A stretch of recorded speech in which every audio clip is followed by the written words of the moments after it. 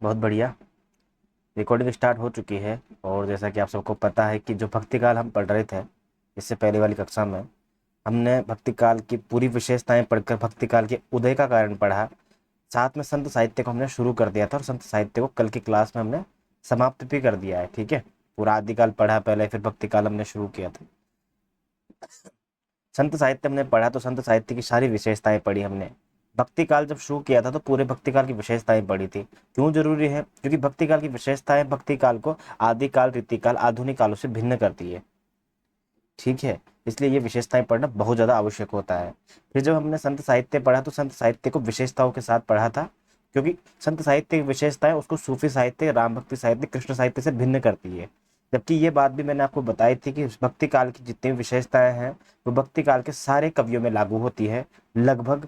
भक्ति काल की जो भी विशेषताएं वो संत साहित्य, सूफी साहित्य, कृष्ण साहित्य, राम भक्ति साहित्य में लगभग लगभग लागू होती हैं। कुछ इक्के दुक्के या फिर कुछ ऐसी प्रबल विशेषताएं हैं जो संत साहित्य को सूफी साहित्य से अलग करती है, सूफी साहित्य को राम भक्ति साहित्य से, राम भक्ति साहित्य को कृष्ण भक्ति साहित्य से भिन्न करती है। परंतु चारों में जो एक समानता है वो है भक्ति का गुण। अर्थात स्वयं को छोड़कर उसमें परम पिता परमेश्वर आराधना की गई है, उसकी स्तुति की गई है, चाहे वो प्रेम भाव से की गई हो, चाहे दास्य भाव से, चाहे सख्य भाव से की गई हो। इसको हम भक्ति काल में मानते हैं। और यही कारण है कि भक्ति काल में पहली बार लोकानुभूति अर्थात लोगों के दुख को यहाँ पर सामने रखा गया है। जनानुभूति यानी कि यानी कि प्रत्येक जन की जो है हृदय की बात को यहाँ पर ईश्वर के सामने रखा गया है और प्रत्येक जन के लिए भक्ति का सुलभ मार्ग यहाँ पर दिखाया गया है। इसी कारण से भक्ति काल जो है स्वर्ण काल भी कहा जाता है, भक्ति काल को स्वर्ण युग भी कहा जाता है। तो संत साहित्य पूरा करने के बाद हम पढ़ेंगे सूफी साहित्य। देखो, हमने पढ़ा था कि भक्ति काल को निर्गुण धारा और सगुण धारा दो भागों में बांटते हैं। निर्गुण धारा की एक शाखा है ज्ञानाश्रय शाखा, एक शाखा है प्रेमाश्रय शाखा। ज्ञानाश्रय शाखा को संत साहित्य भी कहते हैं और प्रेमाश्रय शाखा को सूफी साहित्य भी कहते हैं। ज्ञानाश्रय शाखा, प्रेमाश्रय शाखा शुक्ल जी ने नाम दिया था, ये हम पढ़ चुके हैं। संत साहित्य, सूफी साहित्य राम कुमार वर्मा ने नाम दिया था, ये भी हम पढ़ चुके हैं। चूंकि ये रिवीजन क्लास हम रिवीजन कर रहे हैं, पूरा हिंदी साहित्य का इतिहास हम कई बार दोहरा चुके हैं। रामचंद्र शुक्ल जी का जो हिंदी साहित्य का इतिहास है उसको पूरा हम पढ़ चुके हैं। प्लेलिस्ट आपको मिल जाएगी हमारे इसी यूट्यूब चैनल पर, देख सकते हैं आप। आज हम प्रेमाश्रय शाखा की बात करेंगे, सूफी साहित्य जिसे भी कहते हैं। तो सूफी साहित्य के जो भी महत्वपूर्ण प्रश्न हैं, चाहे आप टीजीटी एग्जाम की तैयारी कर रहे हो, चाहे पीजीटी की, चाहे यूजीसी नेट की, चाहे असिस्टेंट प्रोफेसर की, मैं यकीन दिलाता हूँ इस आज की क्लास में से एक भी प्रश्न आपका बाहर नहीं जाएगा। ये बस निश्चिंत रहिए आप, ठीक है ना। तो क्या क्या पढ़ेंगे इस क्लास में हम? सूफी साहित्य की शुरुआत कहाँ से हुई, क्यों हुई, सूफी साहित्य क्या है, उसकी विशेषताएं, उसका स्वरूप, प्रमुख सूफी कवि, यहाँ से सबसे ज्यादा प्रश्न बनता है सूफी कवियों से और उनकी रचनाओं से, और अन्य विशेष कुछ रह जाएगा तो उसको हम डिस्कस करेंगे। देखो, सूफी साहित्य, सबसे पहले हम बात करेंगे सूफी साहित्य की प्रवृत्तियां और सूफी साहित्य की विशेषताएं, सूफी साहित्य का स्वरूप, सूफी साहित्य की परिभाषा। ये सब मोटा मोटा एक में हम मान सकते हैं। अर्थात निर्गुण ईश्वर में विश्वास है ये भी, क्योंकि मैंने कहा है आपको कि ज्ञानाश्रय शाखा वाले, प्रेमाश्रय शाखा वाले या निर्गुण धारा वही है जो निर्गुण निराकार ईश्वर में आस्था रखती है। जब ईश्वर का निराकार रूप को हम वास्ता रखेंगे, उससे आस्था रखेंगे उसमें, तो गुरु तो मध्य में होगा ही होगा। अर्थात गुरु के प्रति तीव्र आस्था यहाँ भी मिलती है। लौकिक प्रेम के द्वारा अलौकिक प्रेम की अभिव्यक्ति मिलती है सूफी साहित्य में। अर्थात वो सामान्य जन में, आप में और मुझसे प्रेम के द्वारा ईश्वर के अलौकिक प्रेम की अनुभूति करते हैं वो सब।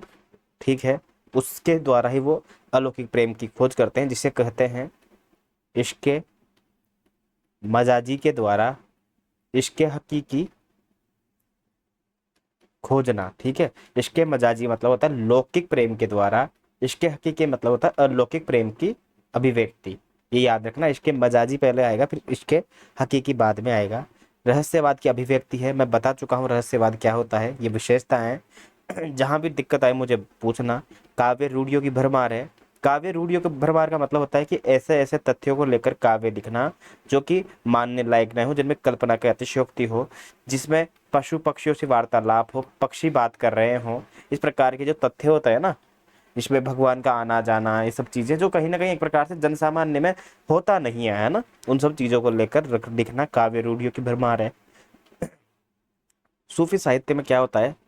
ये संत साहित्य है, ये सूफी साहित्य है। संत साहित्य में क्या होता है? पुरुष जो होता है वो स्वयं को क्या मानता है, आत्मा मानता है, ठीक है ना, यानी कि, और स्त्री भी मानता है वो स्वयं को कि मैं तो स्त्री हूँ। जबकि संत साहित्य में पुरुष जो स्वयं को स्त्री मानता है और परमात्मा को पुरुष मानता है, यानी कि परमात्मा ही एकमात्र पुरुष मानता है परमात्मा को। बोला पूर्ण परमात्मा तो जो है ना वो वही पुरुष है, हम सब तो स्त्रियां हैं, हम सब तो मतलब कुछ नहीं है उसके आगे, वही परम पिता परमेश्वर है। जबकि सूफी साहित्य में उल्टा है, सूफी साहित्य में पुरुष को तो आत्मा मानता है, जो जो पुरुष है ना वो आत्मा को तो पुरुष मानता है कि जो मेरे अंदर की आत्मा है ये पुरुष है, ऐसा है बिल्कुल। जबकि स्त्री को परमात्मा मानता है, ठीक है, यानी कि जो परमात्मा है ना, यानी कि जो उसकी प्रेमिका है उसको परमात्मा मानता है, और उसको पाने के अभिव्यक्ति को ही यहाँ पे परमात्मा को पाने के अभिव्यक्ति बताया गया है। जिस प्रकार से संत साहित्य में साधनात्मक जो रहस्यवाद था ना वो प्रधान था वहां पर, क्योंकि वो साधना के द्वारा साधना के द्वारा, कुंडलिनी जागरण के द्वारा, योग विलोम के द्वारा ईश्वर को प्राप्ति का मार्ग जानते थे। जबकि सूफी साहित्य में भावनात्मक अभिव्यक्ति जो है वो प्रधान है, ये याद रखना इंपॉर्टेंट है ये। संत साहित्य में जिस प्रकार से हमने पढ़ा तो वहां पर क्या बोलते हैं, काव्य लिखना उनका प्राथमिक उद्देश्य नहीं था, ठीक है ना। यहाँ पर सूफी साहित्य में क्या होता है, इसमें इन्होंने काव्य लिखा है, और संत साहित्य ने जहाँ मुक्तक रचनाएं ज्यादा लिखी है वहाँ सूफियों ने प्रबंध रचनाएं ज्यादा लिखी है। और एक होता है प्रबंध रचना लिखने से पहले मसनवी शैली का, मतलब किस शैली में लिखा है तूने, दोहे में लिखा है, व्याकरण में, ऐसे क्या बोलते हैं, हम्म, कविता में लिखा है, मुक्तक टाइप से लिखा है, कैसे लिखा है। तो मतलब मसनवी शैली होती है जिसमें क्या होता है, नियम होता है। कैसे, सबसे पहले ईश्वर की वंदना करना, फिर पैगंबर साहब की स्तुति, फिर शाह वक्त की प्रशंसा, अर्थात उस समय जो राजा है ना वो ईश्वर का रूप होता है इसलिए उसकी प्रशंसा करना, ये मसनवी शैली कहलाती है। सबसे पहले ईश्वर, उसके बाद पैगंबर, फिर शाह वक्त, उसके बाद अड़ोसी पड़ोसी यार दोस्त, इन सबकी प्रशंसा करना, क्योंकि जो जायसी है उन्होंने भी मसनवी शैली का प्रयोग किया है। ईश्वर की वंदना की है, पैगंबर साहब की स्तुति, और फिर अपने समय के शेर शाह सूरी का वर्णन किया है, साथ में अपने दोस्तों लंगोटिया यार इनका भी वर्णन किया है। तो मसनवी शैली क्या होती है, इंपॉर्टेंट क्वेश्चन है, आपसे पूछा जाएगा ये, ठीक है ना, कि रचना के आरंभ में इन सब चीजों का प्रयोग करना मसनवी शैली कहलाती है। जबकि कड़वकबद्धता क्या है, एक नियम बंधन के साथ में रचना को पूरा करना। जैसे रामचरितमानस आपने देखी होगी, पहले 5-7 चौपाई आ गई, फिर ये एक दोहा आ गया खत्म, फिर 5-7 चौपाई आ गई, फिर दोहा, अर्थात विभिन्न प्रकार के सेट सेट करके रचना को सेट करना और पूरा करना, अर्थात एक निश्चित अंतराल पर छंदों की जब पुनरावृत्ति होती है तो उसे हम कहते हैं कड़वकबद्धता, अर्थात बांध दो इसको, छोटे छोटे टुकड़ों में बांध दो इसको, है ना। अर्थात जैसे मिठाई का डब्बा होता है ना, मिठाई का डब्बा पूरे में मिठाई एक पूरी थोड़ी होती है, वो मिठाई छोटी छोटी मिठाई होती है ना पैकेट्स उसमें, वैसे ही कड़वकबद्धता भी क्या होती है, छोटे छोटे मिठाई के पैकेट्स होते हैं, उनसे एक पूरा मिठाई का डब्बा तैयार होता है, एक रचना तैयार होती है। शैतान की कल्पना यहाँ पे मिलती है, क्योंकि बाधा को ये क्या करते हैं, एक प्रकार से बहुत अच्छा मानते हैं कि प्रेम के मार्ग में बाधा आएगी, बहुत अच्छी बात है, ईश्वर की प्राप्ति उतनी ही ज्यादा जल्दी होगी, और ईश्वर की प्राप्ति को यानी कि प्रेमिका की प्राप्ति में यानी कि शैतान की जो है कल्पना जरूर करते हैं। शैतान जरूरी नहीं है वो 4 हाथ वाला एकदम बड़े बड़े दांत वाला हो, कोई भी हो सकता है इसमें, है ना, जो मतलब प्रेम के मार्ग में बाधा प्राप्त करे। और प्रेम को पाना यहाँ पर एक प्रकार से वो है कि हमने ईश्वर को पा लिया है, खुदा को पा लिया है। सूफी मत में साधना की 4 अवस्थाएं मिलती है, साधना की कौन कौन सी है, ये देखो ये प्रश्न इतना खास नहीं है क्योंकि ये थोड़ा सा डीप में चला जाता है, जब आप सूफी साहित्य को गहराई से जानते हो। आपके प्रश्न कहाँ से बनेंगे वो मैं आपको बताऊंगा। फिलहाल हम चूंकि सूफी साहित्य पढ़ रहे हैं तो किसी भी बच्चे का, चाहे वो असिस्टेंट प्रोफेसर वाला हो, चाहे यूजीसी नेट का हो, चाहे टीजीटी पीजीटी टेट कोई सा भी एग्जाम हो, छोटा से लेके बड़ा से बड़ा, सबके लिए काम का होना चाहिए। सूफी मत में क्या होता है, साधना की 4 अवस्था है। देखो इंसान नासूत ना करके, ना से शुरुआत होती है, उसको कुछ नहीं पता होता है, और फिर वो हकीकत तक पहुंचता है, हकीकत तक। तो नासूद, मलकुत, मारिफत और हकीकत, जब साधक एक एक करके इन अवस्था को पार करता है तो वो सत्य को प्राप्त कर लेता है। हकीकत सत्य को ही कहते हैं, हकीकत सबसे लास्ट में है। नासूद, मलकुत, मारिफत और हकीकत। सूफी साहित्य में हिंदू मुस्लिम एकता पर जब जोड़ दिया गया है, अर्थात ऐसा नहीं कि बायस्ड नहीं है कि बस एक चीज का ज्यादा महानता बताई गई है, दूसरे को कम बताया गया, नहीं। यहाँ तक कि आपको देखने को मिलेगा कि सूफी साहित्य ने जो कथाएं ली ना वो हिंदू राजघरानों की कथाएं ली है, कहीं ना कहीं हम पढ़ेंगे अभी। प्रबंध काव्य की प्रधानता है, मैं बता चुका हूँ, प्रबंध काव्य और मुक्तक काव्य में भेद। प्रतीक विधानों की भरमार है। एक श्रेष्ठ कविता, एक श्रेष्ठ रचना वही है जिसमें प्रतीकों की भरमार हो, अर्थात वो कविता ही नहीं है अगर नहीं है तो। सांस्कृतिक समन्वय का काव्य है ये, विनम्रता का काव्य है, कोई वाद विवाद आक्रोश की भावना नहीं मिलती है कबीर के जैसे। भाषा अवधि है और लिपि फारसी है। अधिकांश जो सूफी साहित्य लिखा गया है अधिकतर उसमें भाषा अवधि है और लिपि फारसी है। प्लस सारे ऐसे ही कि फिर राजस्थानी में नहीं मिलते हैं, बिल्कुल राजस्थानी में भाषा में लिखे गए भी कुछ ग्रंथ मिलते हैं सूफी साहित्य के, उनकी भी हम चर्चा करेंगे। लेकिन लिपि फारसी होती है, अर्थात यूं करके पीछे से लिखते हैं, लेकिन उनके अंदर जो बातें होती है ना वो अवधि की होती है, ठीक है ना। लिखने में फारसी लिपि है, देवनागरी लिपि नहीं। वियोग श्रृंगार रस की प्रधानता हमको ज्यादा मिलती है, क्योंकि वियोग को वो महत्व देते हैं, उसके द्वारा जितना दुख मिलेगा तभी तो ईश्वर की प्राप्ति होगी, उतना मजा आएगा। सूफी मंदिर, मस्जिद, मजार पूजन और तीर्थों में विश्वास करते हैं। अरे हम तो पढ़कर आए थे कि यार कहीं की तीर्थों में विश्वास नहीं करना चाहिए, वहां जाओगे तो कुछ नहीं है, खंडन वंडन वगैरह। तो वो संत साहित्य में हमने किया था। बोला संत साहित्य वाला कवि जो है डांट फटकार करता है, बोला नहीं, मंदिर मस्जिद मजार पूजना तीर्थों में विश्वास मत करो, अपने अंदर घट के भीतर राम है। लेकिन सूफी साहित्य में इन चीजों को महत्व दिया जाता है, आस्था का विश्वास है यहाँ पर, मंदिर मस्जिद और तीर्थों पे जाना। बारहमासा हमको संत साहित्य में बिल्कुल भी नहीं मिलता है, परंतु बारहमासा का वर्णन हमको सूफी साहित्य में मिलता है, हम देखेंगे पढ़ेंगे। और प्रकृति की विशेष व्याख्या की गई है, और वो भी उद्दीपनकारी वर्णन के साथ में। और विरह में उहात्मकता का प्रयोग है। और मैं जब कल नागमती वियोग खंड आपको पढ़ा रहा था, वहां पर भी मैंने बताया था विरह के अतिशयोक्तिपूर्ण वर्णन करना, खुद को एक प्रकार से आंखों से खून निकालना, अंग अंग का जलना, अंग अंग से राख पीक निकलना, ये उहात्मकता है कहीं ना कहीं, ठीक है। अब देखो सूफी साहित्य के कुछ महत्वपूर्ण तथ्य हैं, कुछ इंपॉर्टेंट शब्दावली है, इतना खास नहीं है, थोड़ा सा याद रख लेना बस इनको।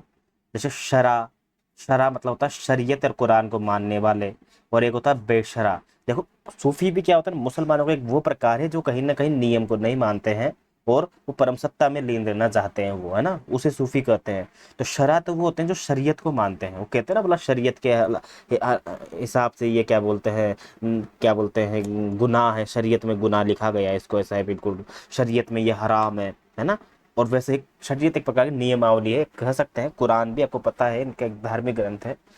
तो शरा जो शरीयत को मानते हैं, कुरान को मानते हैं, लेकिन बेशरा जो होते हैं वो होते हैं जो नियमों को तो नहीं मानते परंतु परम सत्ता में लीन जरूर रहते हैं। और जो बेशरा है ना, वही सूफी कहलाते हैं, वही सूफी है, ठीक है ना। सूफियों का क्या है, बहुत सारे संप्रदाय है राजस्थान में भी, इंडिया में भी, जैसे चिश्ती, कादरी, सुहरावर्दी, नक्शबंदी। सूफी शब्द की उत्पत्ति कैसे कहते हैं, सूफी बोला यार सूफी आ गया, सूफी अर्थ आइसक्रीम वाला आ गया, आइसक्रीम वाला हम बोलते हैं ना। वैसे ऊन जो पहनते थे ना, ऊन ऊन क्योंकि वो विभिन्न प्रकार के प्रदेशों से बाहर से आए थे, तो ऊनी वस्त्र पहने रहते थे, वो एक प्रकार से मस्त मौला जिसे कहते हैं उस टाइप से हुए रहते थे, तो उनको सूफी कहने लग गए। और सूफ का एक अर्थ क्या होता है, ऊन भी होता है, याद रखना बिल्कुल आप। और सूफ शब्द जो है पवित्रता से भी जुड़ा होता है, वहां से ये पहला मत है कि बोला सूफी शब्द की व्युत्पत्ति सूफ अर्थात ऊन से हुई है। बाकी विभिन्न प्रकार की शब्दावलियां चलती रहती है, लेकिन पहली प्रायोरिटी इसे दी गई है। बोला यार सूफियों में कोई फेमस महिला हुई है क्या, जैसे भक्तों में तो हम मानते हैं मीरा एक बहुत बड़ी भक्त हुई है, सूफियों में कोई, तो राबिया नाम की एक सूफी महिला हुई है, वेरी वेरी इंपॉर्टेंट है, 1000%। राबिया नाम की, ठीक है, राबिया, ठीक है, इंपॉर्टेंट है वो। उसके बाद अगर हम बात करें तो सूफी दर्शन के 4 प्रमुख तत्व है, मैं बता चुका हूँ आपको वैसे तो, ठीक है, शरीयत व मारिफत वगैरह वो 4 आज था। लेकिन यहाँ पे कुछ इनका कभी पूछ ले कि शरीयत का अर्थ क्या है, बोला कर्मकांड। तरीकत का अर्थ क्या है, उपासना। हकीकत मतलब हकीकत का पता चल रहा है, यानी कि ज्ञान अवस्था। और मारिफत मतलब मर गया, यानी कि सिद्ध अवस्था को प्राप्त हो गया। ये 4 प्रमुख तत्व है सूफी दर्शन के। पूछता नहीं है, बहुत ही कम, किसी बाई चांस एग्जाम में पूछ लिया जाए। बहुत आसान प्रश्न बनते हैं, आदिकाल, भक्तिकाल, रीतिकाल, आधुनिक काल, भारतीय काव्य शास्त्र, पाश्चात्य काव्य शास्त्र, छंद अलंकार शास्त्र, सबसे आसान प्रश्न बनते हैं। कठिन कहाँ से बनते हैं, कहीं से भी नहीं बनते, दिमाग से, दिमाग से कठिन बनते हैं। अगर आपको प्रश्न हल्का मतलब आपको नहीं आ रहा है तो वो कठिन ही एक प्रकार से, आ रहा है तो आसान ही है। समझने की दिक्कत है बस, ये बात है, अवधारणाओं को समझना आना चाहिए। मैथ्स की तरह लॉजिकल है थोड़ा सा हिंदी साहित्य भी, ऐसा नहीं है कि सारी चीजें ये रट कर हम नहीं जा सकते कि रटना याद कर ली। भीष्म साहित्य, भीष्म साहनी का हानुश है, क्या बोलते हैं, और कभी रखड़ा बाजार में है, आलमगीर उसका है, ठीक है ना, ये क्या बोलते हैं, आला अफसर मार्कंडे का है, मुद्रा राक्षस का है। ये सब रटने से काम नहीं चलेगा, ऐसा है बिल्कुल। बड़ा एग्जाम और अच्छा एग्जाम निकालने के लिए तथ्यों का याद होना आवश्यक है, अवधारणाओं को समझना जरूरी है। अब बात करते हैं, चलो सूफी साहित्य जब हमने शुरू किया तो भाई सबसे बड़ा कवि कौन है सूफी साहित्य में, सबसे जो इनका एक आला अफसर कौन है, बोला जायसी। जैसे राम भक्ति साहित्य में कौन है, तुलसी है। जैसे संत साहित्य में कबीर थे, वैसे ही सबसे प्रमुख सूफी कवि है जायसी। और सूफी साहित्य को रिप्रेजेंट करने वाली सबसे महान ग्रंथ है पद्मावत, जो कि महाकाव्य है, 1540 में लिखा गया है जायसी का। अब बात करते हैं, बोला यार ये तो चलो हो गए 1540 में, तो क्या 1540 में एकमात्र सूफी रचना पद्मावती लिखी गई है क्या, नहीं भाई, सूफी रचना काफी सारी लिखी गई है। अच्छा लिखी गई है तो पहली कौन सी है, पहली पे हम डिस्कस करते हैं। देखो पहली सूफी रचना के बारे में बहुत सारे मत अलग अलग आलोचकों ने रखे हैं। जैसे नगेंद्र है, नगेंद्र ने कहा है, बोला असायत की हंसावली जो है वो 1370 में जब लिखी गई है तो हम इसको पहली रचना मानते हैं। क्यों भाई, इससे पहले कुछ नहीं लिखा गया क्या? मिलता नहीं है। तो क्या हम, किसने कहा कि 1370 के बाद की रचना को पहली रचना मानते हैं? बोला राम कुमार वर्मा। देखो भाई, मुल्ला दाऊद की जो चंदायन है वो 1379 में लिखी गई है, पर इसी को मैं पहली रचना मानता हूँ। क्योंकि जो असायत की हंसावली है वो पहली बात तो राजस्थानी भाषा में है, ठीक है ना, राजस्थानी भाषा है इसकी, ये याद रखना, ठीक है। गणपति चंद्रगुप्त भी नगेंद्र का समर्थन करते हैं और असायत की हंसावली को पहली रचना मानते हैं। बोला पहली सूफी तो ये होनी चाहिए। जबकि शुक्ल जी क्या करते हैं, शुक्ल जी मानते कुतुबन की मरगावती जो कि 1501 में लिखी गई है, बोला ये है पहली रचना। तो शुक्ल जी क्या है, उसका समय मानते 1501 या 1503। लेकिन हजारी प्रसाद द्विवेदी वही सांस्कृतिक और परंपरा धार्मिक कवि आलोचक हैं, इतिहासकार हैं, वो ईश्वरदास कृत सत्यवती कथा को मानते हैं पहली सूफी रचना। अब आप कहोगे यार, बोला गणपति चंद्रगुप्त ने पूछा तो असायत हंसावली लगा देंगे, क्योंकि नगेंद्र की पूछता है बहुत बार, असायत की हंसावली बहुत आसान है, याद हो जाएगी, बहुत आसान है। राम कुमार वर्मा ने माना, राम कुमार वर्मा का आपको पता है ना, हिंदी साहित्य का आलोचनात्मक इतिहास 1938 में लिखा था इन्होंने, जिसमें सिर्फ आदिकाल और भक्ति काल में बहुत अच्छा काम किया है इन्होंने। और मुल्ला दाऊद की चंदायन को 1379 में क्या माना है, पहली सूफी रचना माना है। शुक्ल जी ने कुतुब उनकी मरगावती को 1501 में। अब ऑल ओवर पूछा जाए कि भाई, पूछ लिया जाए प्रश्न की प्रथम सूफी रचना कौन है, चारों ऑप्शन में आ जाए तो असायत की हंसावली भी, चंदायनी भी, मरगावती, फिर क्या लगाएंगे?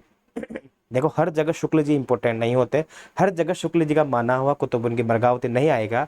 मुल्ला दाऊद की चंदायन फारसी लिपि में लिखी गई है और अवधी इसकी भाषा है, इसी को ही सर्वमान्य मत है कि भाई यही पहली रचना है सूफी। अगर ऐसे प्रश्न आ जाए ना कि पहली सूफी रचना कौन सी प्रथम, तब तो आप लगा देना मुल्ला दाऊद की चंदायन, ठीक है ना। देखो राम कुमार वर्मा ने अवधी की पहली रचना किसको माना है, खलिक बारी को। खलिक बारी किसकी रचना है, यह है अमीर खुसरो की, ठीक है ना। परंतु अवधि की रचना होने के बावजूद भी मुल्ला दाऊद की चंदायन सूफी तत्व पूरे रखते हुए, इसलिए मुल्ला दाऊद की चंदायन को पहली सूफी रचना कहा है, सर्वमान्य मत है ये। लेकिन शुक्ल जी का जरूर याद रखना, शुक्ल जी आए तो हमको कुतुब उनकी मरगावती लगाना है, याद रखना, पढ़ेंगे हम, ठीक है ना भाई, किसके अंदर क्या क्या है। प्रमुख सूफी कवि और उनकी रचनाएं, असायत की हंसावली, पढ़ते एक एक करके इंपॉर्टेंट को, कि नगेंद्र ने और गणपति ने दोनों ने इसको क्या माना है, पहली रचना माना है, सूफी रचना। अधिकांश सूफी रचनाओं की जो भाषा है ना वो अवधी है और लिपि फारसी है, परंतु असायत की हंसावली की राजस्थान मिश्रित भाषा है, गुजराती का थोड़ा बहुत प्रभाव है। तो असायत की हंसावली, इसका नायक का नाम क्या है, राजकुमार। देखो भाई, सूफी कवियों में एक तो ये इंपॉर्टेंट पूछेगा आपसे कि ये किस कवि की सूफी रचना है, मतलब किस सूफी कवि की रचना है, पहला प्रश्न तो ये बनेगा इसमें से।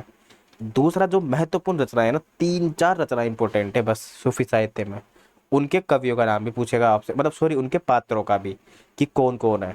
तो जैसे हंसावली जो है ना, हंसावली जो है असायत की हंसावली, उसका नायक अर्थात पहली पुस्तक है ये, तो इसका नायक हो जाएगा राजकुमार, ठीक है ना। राजकुमार कौन है, राजकुमार का नाम राजकुमारी, और नायिका का नाम क्या है, पाटन की राजकुमारी हंसावली। याद करना ही नहीं है क्योंकि ये तो हंसावली तो दिया ही हुआ है। स्वयं कवि ने इसे वीर कथा की संज्ञा दी है, इंपॉर्टेंट नहीं है पर ठीक याद रखना। ये हुआ हमारा असायत की असायत हंसावली। अब हम पढ़ेंगे मुल्ला दाऊद की चंदायन, सूफी साहित्य की सबसे महत्वपूर्ण रचना। हालांकि जाहिर सी पद्मावत तो है ही सही, परंतु यह भी उतनी ही महत्वपूर्ण है। यहाँ से प्रश्न आए नहीं, ऐसा कभी नहीं होता। यहाँ से चाहे भले नायक का नाम ही पूछे पर पूछता जरूर है। बोला मुल्ला दाऊद की चंदायन का नायक कौन है, लोरिक देव। बोला वो कौन सी कथा है जिसको लोरिक कथा के नाम से भी जाना जाता है, या लोरिक देव की कथा कौन सी है, वो हो जाएगी चंदायन, याद रखना चंदायन। देखो जितने भी नाम है ना सब नायिकाओं के ऊपर है, पहली बात तो ये है, कुछ कुछ ही है जो अपवाद है वो, ठीक है ना। तो हमको सिर्फ नायक का नाम याद रखना, लोर कथा भी कह सकते हैं इसको, लोरिक देव जो है इसके नायक है। फारसी लिपि है और भाषा अवधी है। राम कुमार वर्मा ने पहली सूफी रचना माना है और अवधी भाषा में लिखी प्रथम सूफी रचना है ये। बोला कथा बताओ, कथा क्या है। देखो कथा के लिए तो मैंने जब पूरा रामचंद्र शुक्ल जी आपको पढ़ाया हुआ है, उसके अंदर पूरा सूफी साहित्य पढ़ाया हुआ है, एक एक कथा को मैंने विस्तार से समझाया हुआ है। ये देखो कहाँ पे है, ये रहा, ये देखो कुतुबुन जो है चिश्ती वंश के वीर बुरहान के शिष्य थे, जौनपुर के बादशाह हुसैन शाह के आश्रित थे। तो ये क्लास जरूर देखना आप, है ना, तभी आपको बेहतर तरीके से चीजें क्लियर हो पाएगी। क्योंकि इसमें आपको पता होना चाहिए ना। तो ये तो कुतुबन की बात हो गई, सॉरी, अपन बात कर रहे थे किसकी, मुल्ला दाऊद की। तो मुल्ला दाऊद की कथा भी आपको यहीं मिलेगी, ये याद रखना। ठीक है। मुल्ला दाऊद की कथा कहाँ रही, चंदायन की, ये रही, रुको एक सेकंड।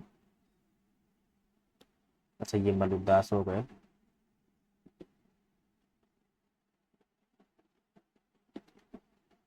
ठीक है, बाकी सब कथाएं मैं आपको बता चुका हूँ, और क्या बोलते हैं कुतुबुन की भी बता चुका हूँ, इधर से मैं मधुमालती भी कथा बता चुका हूँ आपको। तो ये थोड़ा सा आपको याद रखने की चीजें है ना।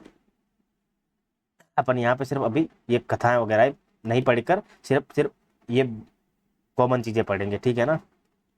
बाकी नगेंद्र वाली पुस्तक में भी ये सब चीजें दी हुई है, आप वहां से भी पढ़ सकते हो चाहो तो।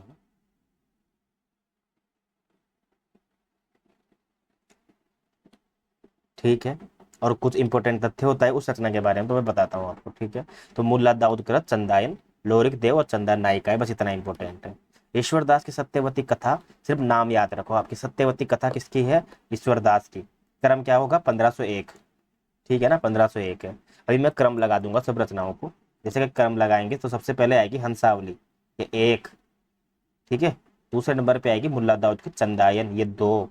तीसरे नंबर पे आएगी ईश्वरदास की सत्यवती कथा, ये तीन। चौथे नंबर पे आएगी कुतुबन की मृगावती, ठीक है।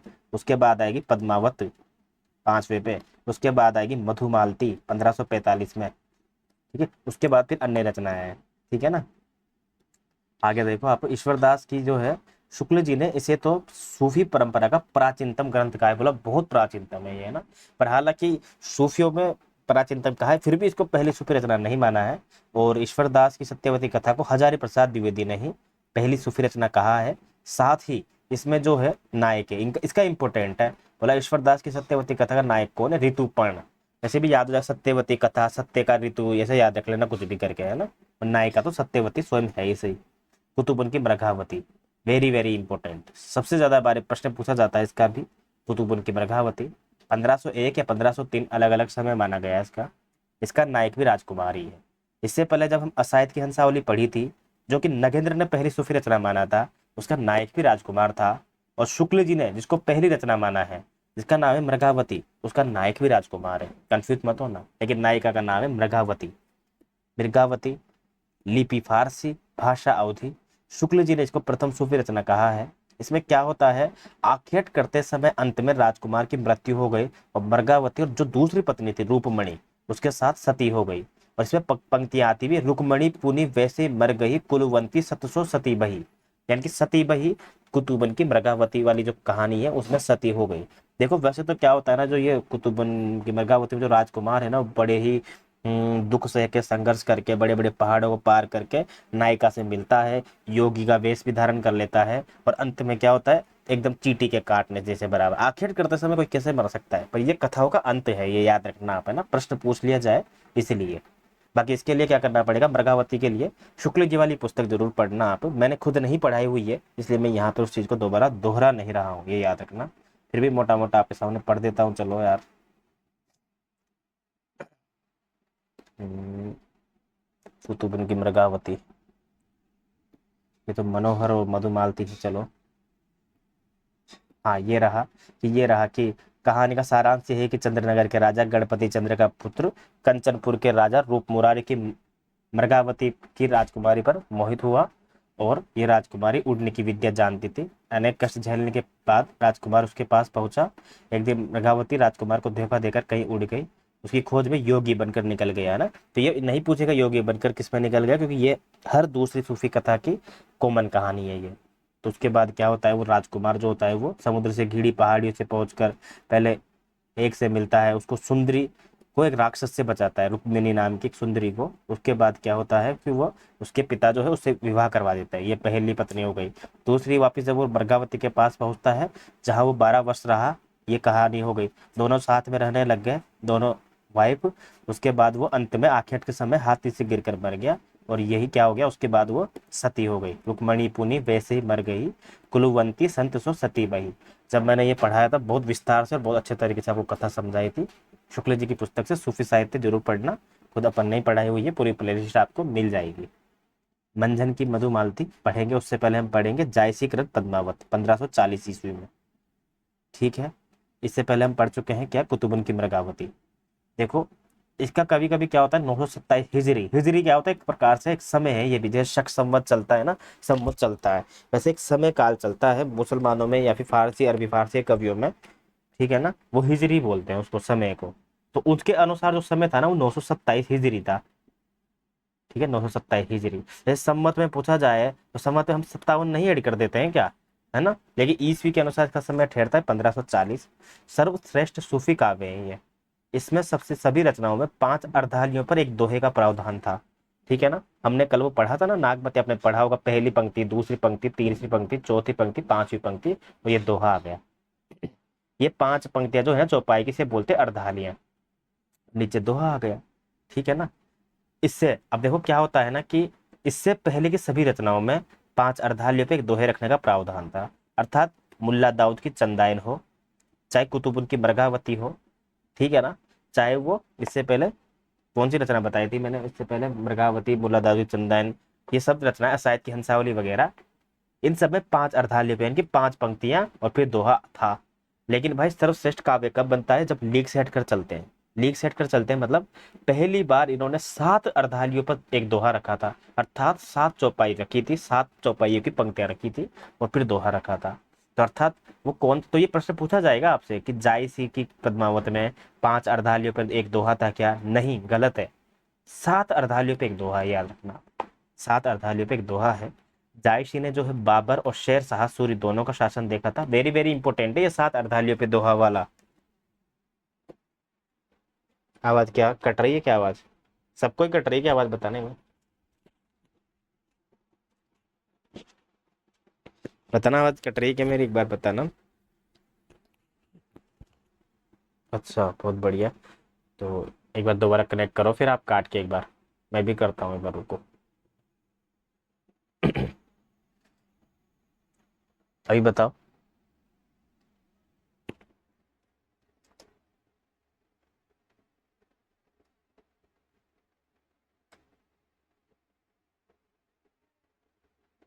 अभी आ रही है क्या, बताओ एक बार, दिखे या कट रही है।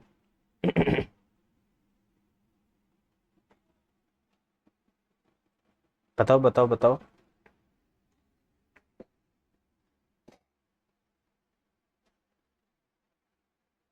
शिवांश, वीना जी, मंशु। मैं शुरू करता हूँ, तब तक आप मुझे बता दें। अच्छा, कट रही है, मैं एक बार दोबारा कनेक्ट करता हूँ, रुको।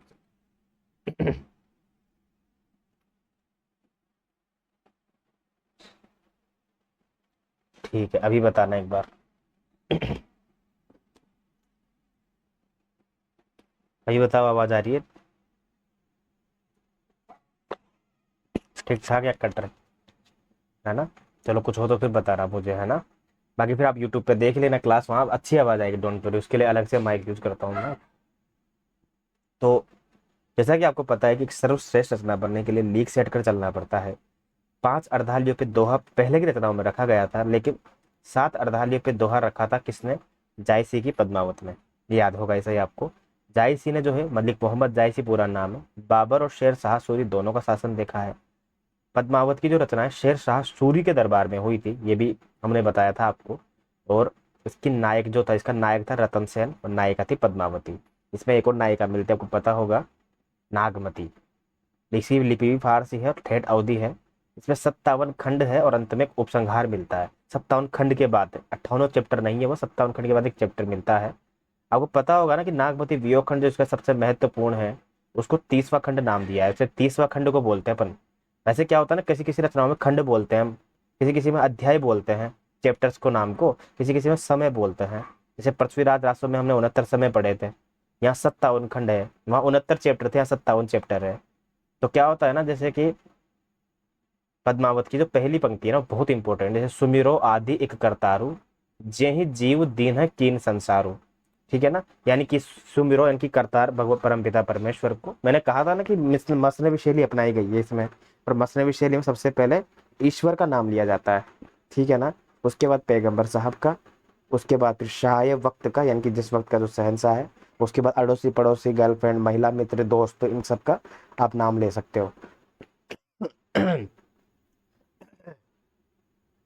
देखो फिर इसकी अंतिम जो पंक्ति है 57वें खंड की, वो है कि जोहर भई स्त्री पुरुष भय संग्राम। स्त्री मतलब हो गया कि सारी स्त्रियों ने क्या कर लिया, जोहर कर लिया है, और जो पुरुष जो है वो युद्ध में मारे गए हैं। आपको पता है ना पद्मावती कथा क्या है, वही जो अलाउद्दीन खिलजी जो है वो पद्मावती को पाने के लिए रतन सेन के वहां पे आक्रमण कर देता है चित्तौड़गढ़ में, और सारी जो भी स्त्रियां हैं वो जोहर कर लेती हैं। वही कथा है। 1303 की बात है, जब चित्तौड़ पे आक्रमण करता है अलाउद्दीन खिलजी। खिजाइन उल्फितु नाम से एक पुस्तक है, खैर ये मैं जीके में नहीं घुसूंगा अभी। और उपसंहार जो है उसके बाद 57 के बाद उसकी जो अंतिम पंक्ति है वो है कि बिरिद जो शीस डोलावे पुनि धुनि आवे रीस, और बूढ़ी आई होई तुम्हें ये दिन किने असीस। इतनी खास इंपॉर्टेंट नहीं है, बस याद रखना ये पहली पंक्ति और अंतिम पंक्ति। हालांकि नागमती से प्रश्न ज्यादा बनता है। सूफी साहित्य की विशेषता और पद्मावती की विशेषता आपको याद होनी चाहिए कि 7 अर्धाल्यों पे दोहा, 57 खंड मिलते हैं, शेरशाह सूरी के दरबार में लिखा गया है।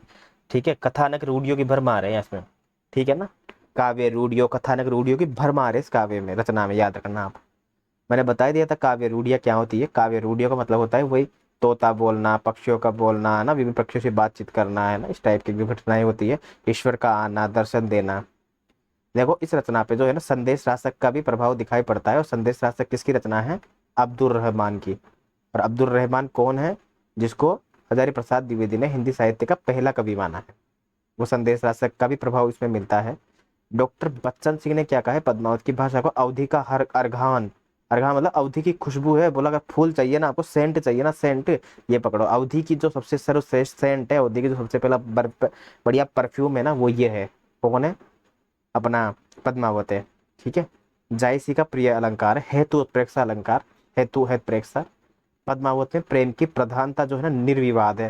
बोला ये प्रेम को सर्वोच्च मान के चलता है ये काव्य, इसमें कोई भी तथ्य नहीं बीच में बसता है, कोई वाद विवाद नहीं है, निर्विवाद है।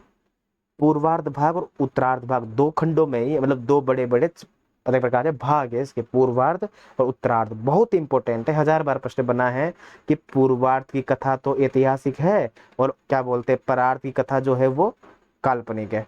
ये बताओ भाई, परार्ध यानी कि बाद की कथा, शुरुआत आप कल्पना से कर सकते हो, खत्म आप कल्पना से नहीं करते, क्योंकि ऐतिहासिकता जो है इससे मिलती है हमको। अलाउद्दीन खिलजी मिलता है हमको, पद्मावती मिलती है हमको, ये क्या बोलते हैं जायसी का उल्लेख मिलता है हमको इतिहास में। हालांकि पद्मावती तो खैर लोग कहते हैं कि पद्मावती कोई हुई ही नहीं, पर ठीक है वो अलग बात का विषय है। लेकिन रतन सेन तो हुआ है ना, अलाउद्दीन खिलजी तो हुआ है, चित्तौड़ तो हुआ है ना, जायसी तो हुआ है ना, और जायसी की बुक पद्मावती भी हमको मिलती है।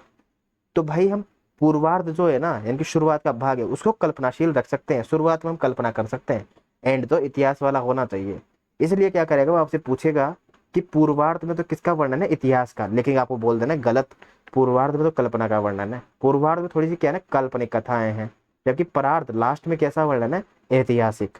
तो इसलिए उल्टा कर देगा कि निम्नलिखित में से कौन सी पद्मावत की विशेषता नहीं है। ध्यान से पढ़ना एक एक तथ्य को।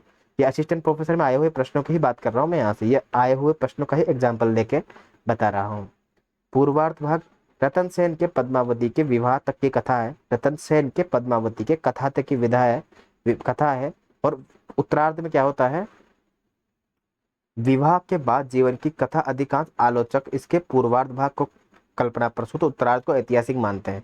अर्थात रतन सेन के पद्मावती की विवाह तक की कथा तो पूर्वार्ध में है, लेकिन कुछ लोग इसको क्या मानते हैं, कल्पना प्रसूत मानते हैं, क्योंकि उसमें शिव जी का आना, वरदान देना, ये सब चीजें जो दिखाई गई नहीं, थोड़ा कल्पना प्रसूत ही है। उत्तरार्ध भाग यानी कि दूसरा भाग जो है शादी के बाद है, अब मैन युद्ध वगैरह होगा, अब सारी जो है नागमती का विरह वगैरह आएगा। ये नहीं, नागमती का विरह तो चलो पहले ही हो गया, वो शादी के पहले वगैरह 30वें खंड में। पर यह है कि बाद में जो है अलाउद्दीन खिलजी का आक्रमण वगैरह होगा।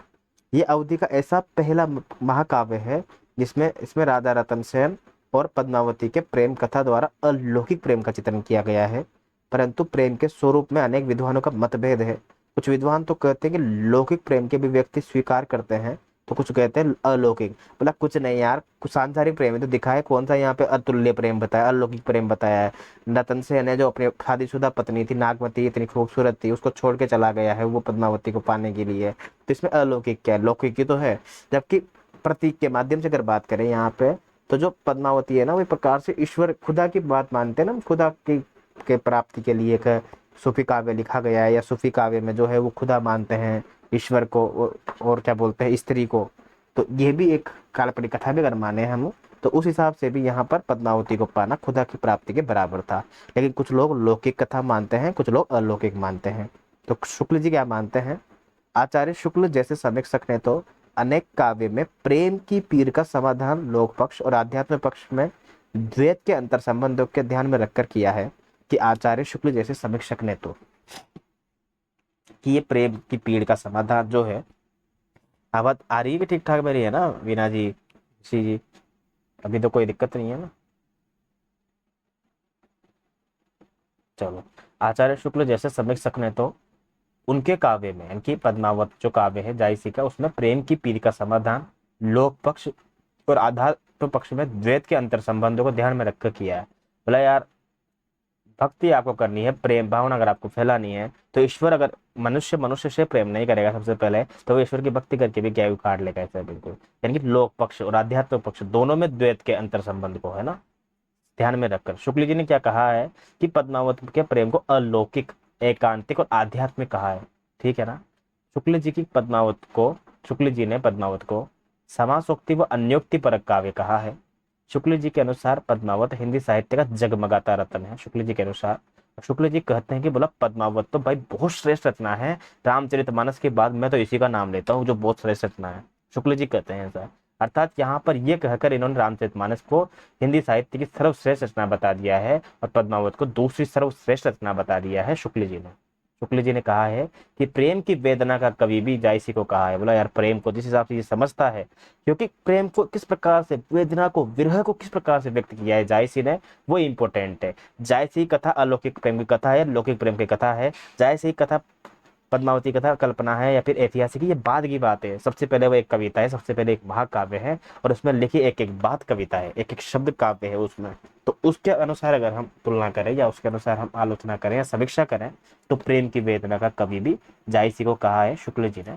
अब आपको पता होगा कि यार, प्रेम की वेदना का कवि तो मैंने कह दिया जायसी को, लेकिन प्रेम की पीर का कवि भी कहते हैं किसी को। प्रेम की पीर का कवि कहते हैं, किसको कहा है प्रेम की पीर का कवि? घनानंद, है ना? वो प्रेम की पीर का कवि, और इश्क का दर्द इनके एक एक वाक्य में झलकता है, ये भी कथन आता है ना। ये किसके लिए था? वो प्रेम की पीर और इश्क का दर्द, ये आलम के लिए था वो।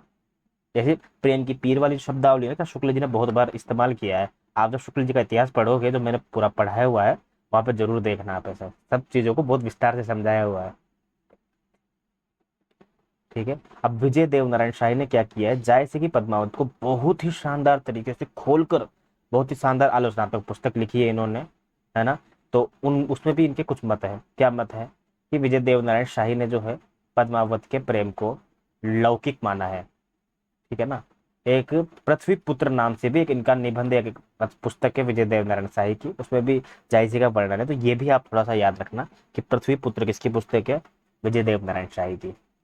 तो उन्होंने कहा है पद्मावत के प्रेम को लौकिक। बोला यार, ये लौकिक प्रेम है, लौकिक वगैरह कुछ मत ढूंढो, इस कवि के साथ न्याय करो, इसने कितना बढ़िया तरीके से सांसारिक प्रेम को व्यक्त किया है।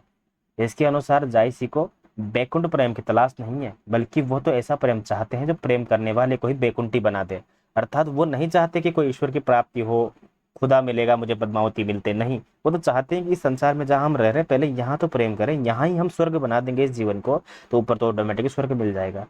जायसी अगर सूफी है तो कुजात सूफी है। बोला यार, जायसी सूफी नहीं है, भली बात, तो अगर है ना तो कुजात सूफी है। कैसे है? क्योंकि उसने तो माना ही नहीं ऐसा है, बिल्कुल सूफियों की नियमावली फॉलो ही नहीं करी उन्होंने तो, है ना? इसलिए विजय देव नारायण शाही कहते हैं, बोला जायसी सबसे पहले कवि है, कवि, बाद में वो क्या है? सूफी है।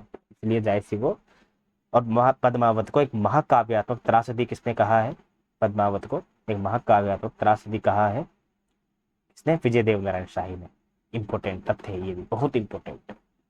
माता प्रसाद गुप्त कहते हैं, जबकि शुक्ल जी ने तो कह दिया था कि पद्मावती समासोक्ति और अन्योक्ति परक काव्य है, लेकिन माता प्रसाद गुप्त कहते हैं भाई, पद्मावत न तो समासोक्ति और न ही अन्योक्ति परक काव्य है, बल्कि ये तो स्वभावोक्ति काव्य है, स्वभाव से, है ना?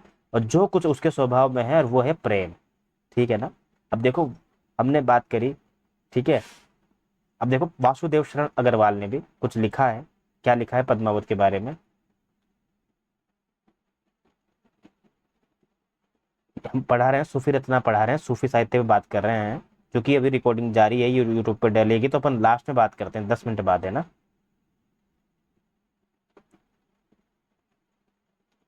ये आपको यूट्यूब पे मिल जाएगा ये वीडियो, डोंट वरी रहो आप, ऐसा है बिल्कुल, है ना ये। ठीक है ना, सभी बुकों का सार है ये। ठीक है, आप सुन लो, बस थोड़ा सा, थोड़ी देर बात करते हैं, 10 मिनट बाद अपन, कि वासुदेव शरण अग्रवाल ने, देखा अपन ने सबसे पहले शुक्ल जी के अनुसार बात करी, फिर माता प्रसाद गुप्त के अनुसार, फिर विजय देवनारायण शाही के अनुसार, उसके बाद हम बात करेंगे वासुदेव शरण अग्रवाल के अनुसार। बोला, अब आप कहोगे यार वासुदेव शरण अग्रवाल के अनुसार क्यों कर रहे हो, विजय देवनारायण शाही के अनुसार क्यों कर रहे हो, माता प्रसाद गुप्त के अनुसार क्यों कर रहे हो, कुतुब उनके बरगावती के समय तो की ही नहीं, मुल्ला दाऊद चंदा के समय तो की ही नहीं। भाई उन्होंने काम किया होगा उसके ऊपर, कोई ऐसा काम जिसके ऊपर उसको संबोधन दिया जाए तो हम देंगे भी, सही ना, उनका रेफरेंस देंगे। इन्होंने ऐसा काम किया है जहां से प्रश्न हमेशा पूछा जाता है 1000%। क्योंकि वासुदेव शरण अग्रवाल ने पुस्तक लिखी है पद्मावत की संजीवनी टीका, 1956 में लिखी थी है। 1955 से ही साहित्य अकादमी पुरस्कार मिलना शुरू हुआ था, और पहली बार साहित्य अकादमी मिला था वो मिला था माखनलाल चतुर्वेदी की पुस्तक है हिम तरंगिणी, इसको मिला था पहली बार साहित्य अकादमी। और दूसरी बार जो साहित्य अकादमी पुरस्कार मिला है वो मिला है पद्मावत की संजीवनी टीका को, जो कि वासुदेव शरण अग्रवाल ने लिखी है, 1956 में साहित्य अकादमी मिला है। वासुदेव शरण अग्रवाल ने जायसी को पृथ्वी पुत्र की संख्या दी है। मैं ऊपर वासुदेव वो विजय देवनारायण शाही के वहां पे कहा था पृथ्वी पुत्र, वो गलत है, वहां मुझसे वासुदेव शरण अग्रवाल बोलना था, लेकिन वो विजय देवनारायण शाही बोल गया, तो उसको आप गलत मानना। वासुदेव शरण अग्रवाल ने जो है जायसी को पृथ्वी पुत्र की संज्ञा दी है, और इसी के लिए निबंध संग्रह भी लिखा है इन्होंने पृथ्वी पुत्र नाम से। और 1650 में आलो उजाला ने पद्मावत का बांग्ला में अनुवाद भी किया है। छोड़ो, ये इतना खास इंपोर्टेंट नहीं है। पद्मावत में एक पद मिलता है जिसके आधार पर पद्मावत की प्रतीकात्मक व्याख्या, अर्थात कि पद्मावत की जो कथा है उसमें सब प्रतीक है एक दूसरे में, कोई ऐसा नहीं है कि मतलब कि रियलिटी है, ऐसा है बिल्कुल। इसीलिए माता प्रसाद गुप्त कहते हैं, बोला ये तो प्रक्षिप्त पद है, बाद में जोड़ा गया है, बाकी ये तो रियल कथा है, ऐसा कुछ नहीं है। लेकिन वो पद कौन सा मिलता है हमको, कि तन चितूर मन राजा कीना, किए सिंगलगढ़ बुद्धि पद्मिनी चीना। इंपोर्टेंट है, कैसे है ये इंपोर्टेंट, क्योंकि ये पंक्तियां 1000 बार पूछी गई है एग्जाम में, कि तन चितूर मन राजा कीना। या तो नागमती वियोखंड से पंक्तियां पूछी जाती है और पूछा जाता है किसकी रचना है, या तो नागमती वियोखंड से पंक्तियां पूछी जाती है और कहा जाता है ये किस काव्यखंड से है, या फिर जायसी की इंपोर्टेंट पंक्तियां पूछी जाती है। जैसे तन चितूर मन राजा कीना, अर्थात तन का प्रतीक कौन है, चितूर, चितूर मतलब चित्तौड़ जो है ना, वो चित्तौड़ एक तन है पूरा का पूरा। उसका मन कौन है, जिसमें मनुष्य जो विषय निवास करता है वो कौन है चित्तौड़ में, राजा। मन यानी कि मन का प्रतीक कौन है, वो है राजा। राजा का नाम क्या है, रतन सेन। ही ये सिंगलगढ़, हृदय कौन है, हृदय, हृदय कहाँ बसता है, सिंगलगढ़ में। सिंगल मतलब वहां जहाँ पे पद्मिनी है, और बुद्धि पद्मिनी चीना, और बुद्धि का प्रतीक कौन है, पद्मिनी।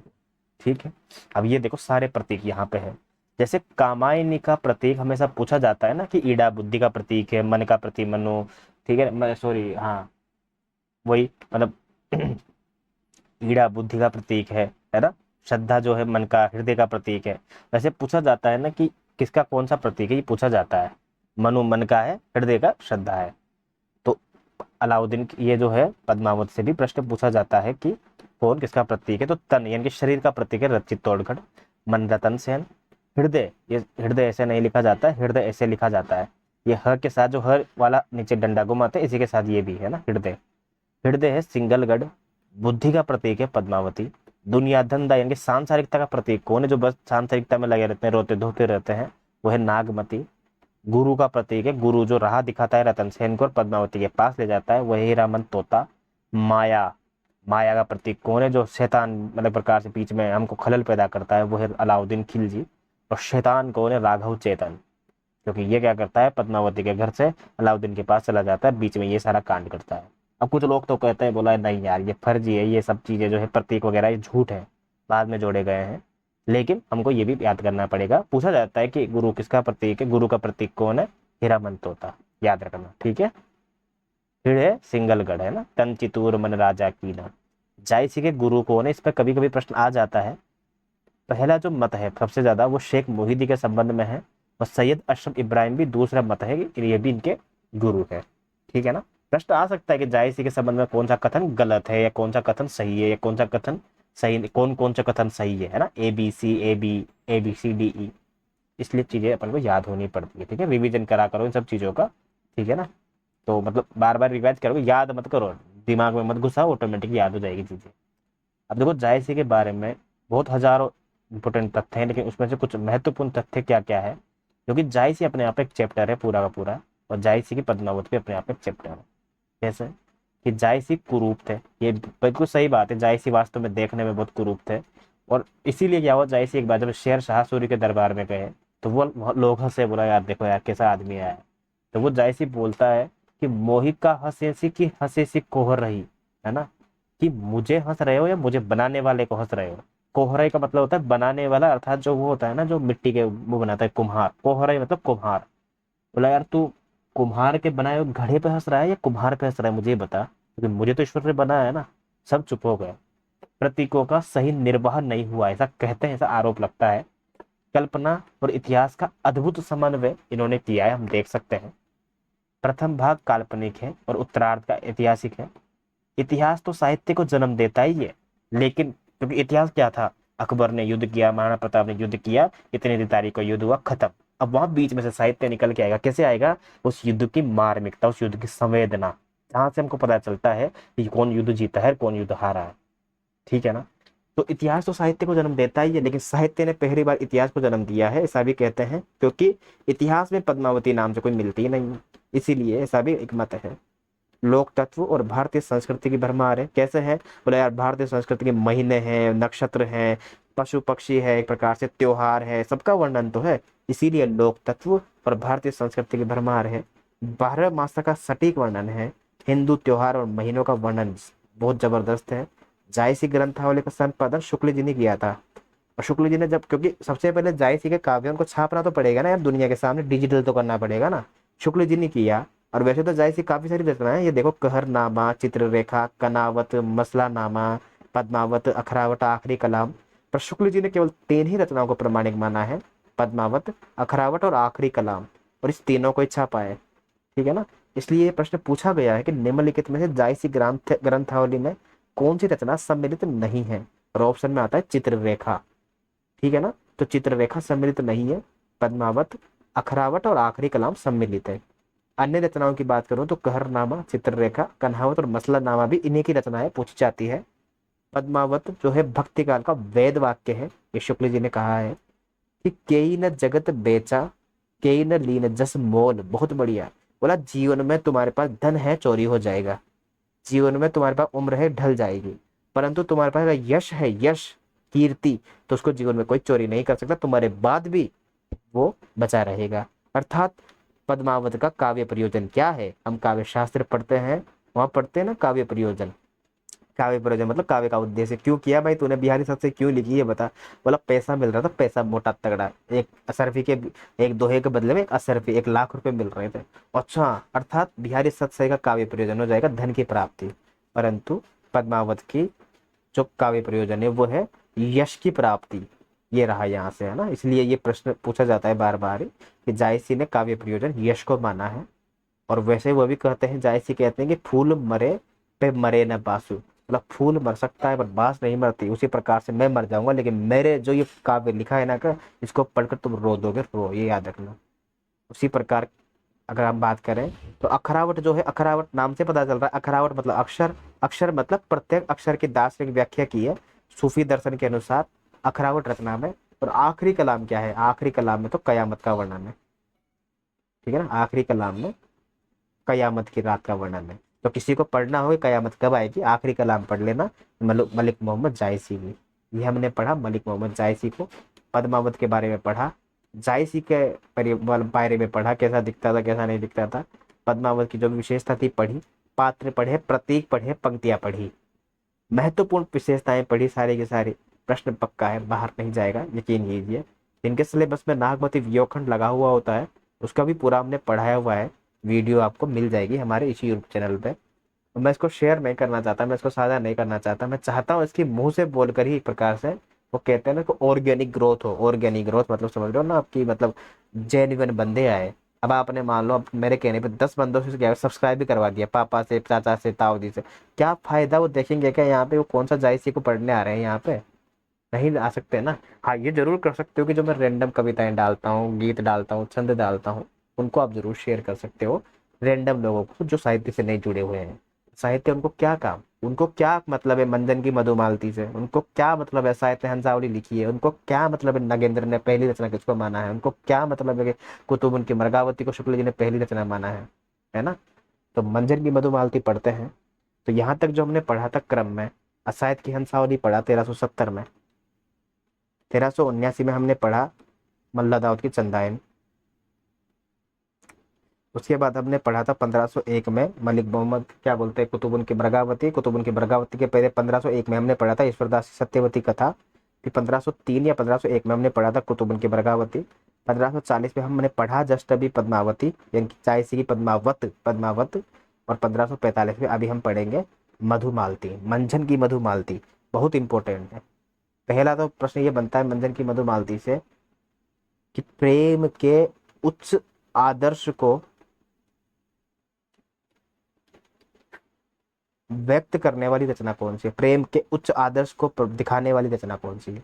अब आपका मन में आ जाएगा तुरंत ही, ओहो जायसी की पद्मावत, जायसी की पद्मावत। नहीं नहीं, प्रेम के उच्च आदर्श को व्यक्त करने वाली रचना है मधुमालती। क्योंकि यहाँ इसको बना बनाया लड़की मिलती है रास्ते में बहुत सुंदर नायक को, लेकिन नहीं बनाता है, बोला ना मैं तो जिससे प्रेम करता हूँ मधुमालती से, उसी से प्रेम करूंगा। मैं तुमको बहन बना सकता हूँ पर तुमको मैं शादी नहीं कर सकता। हालांकि वो भी नहीं करना चाहती थी शादी, उसका बाप शादी करवाना चाहता था, बोला तूने मेरी बेटी को बचवाया राक्षसों से, अब तू एक प्रकार से शादी कर ले। मतलब कितना भयंकर गुनाह है ना एक प्रकार से। इंसान ने किसी इंसान को बचाया, उसकी रक्षा की, उसको दुष्कर्म होने से या फिर उसको मरने से बचाया राक्षसों से, तो उस आदमी को दुआ देनी चाहिए, बेटी नहीं देनी चाहिए। बेटी देकर तुम उसकी जिंदगी बर्बाद कर रहे हो, शादी करवा के देखो आप ही बताओ, मतलब आपको उसकी खुशी देखी नहीं जा रही कि आप उसको शादी करवा रहे हो। वो क्या सिंगल आपको अच्छा नहीं लग रहा है कि वो सिंगल आदमी है, खुश है, तो मतलब आप खुश नहीं देखना चाहते हो उसको, है ना। और अपनी बेटी उस आदमी को देना चाहते हो जिसने आपकी बेटी बचाई है। हद है मतलब यार। तो यहाँ पे क्या होता है 1545 की है मनोहर, म से मंजर, म से मधुमालती, म से मनोहर नाम का नायक होता है और मधुमालती की नायिका होती है।